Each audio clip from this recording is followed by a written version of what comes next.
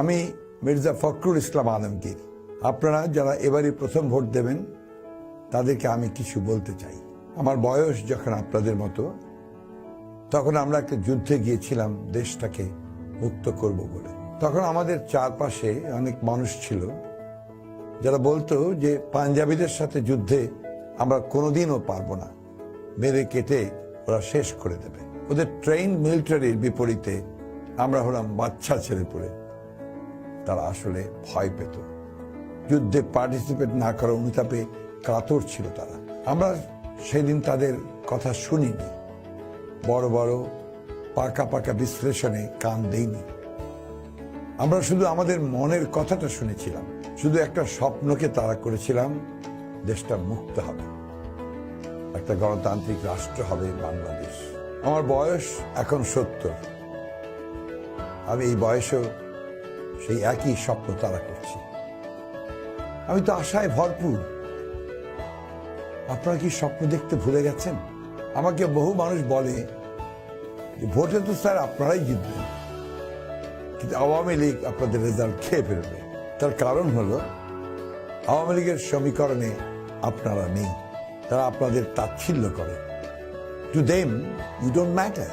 তাদের পরিকল্পনা এমন সন্ত্রাস করো 29 তারিখ পর্যন্ত যেন আপনারা পোলিং সেন্টারে যাওয়ার আগ্রহটাই হারিয়ে ফেলেন। এমন এক ন্যারেটিভ তারা বাংলাদেশে দাঁড় করিয়েছে যে আপনি যাকেই ভোট দেন, আপনার রাজনৈতিক জাজমেন্ট যাই হোক না কেন, সেই ভোটকে, আপনার বিশ্বাসকে তারা চুরি করে পাল্টে দেবে।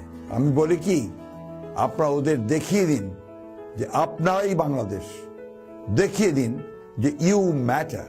আপনারা এই দেশের মালিক এবং আপনার ভোটেই ঠিক হবে এদেশের ভবিষ্যৎ।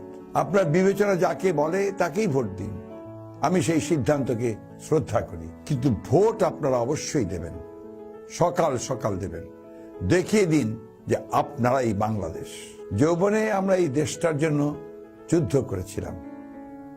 বার্ধক্যে এসে আপনাদের কাছে আমি শুধু একটা দিন চাইছি, 30শে ডিসেম্বর, শুধু একটা দিন বাংলাদেশের জন্য। 30শে ডিসেম্বর সকাল সকাল ভোট দিন, দেখিয়ে দিন যে আপনারা শুধু ভোট দিতেও জানেন না, ভোট ডাকাতিও আটকাতে পারেন। গণতন্ত্রটা বাঁচাতে হবে। একটা আলো আমরা খুঁজে পেয়েছিলাম আমাদের যৌবনে, যেটা আমরা আপনাদেরকে দিতে চাই। এই আলোটা আপনারা শুধু আপনাদের সন্তানদের কাছে পৌঁছে দেবেন, তাহলেই হবে। আলোটাকে নিভতে দেবেন না।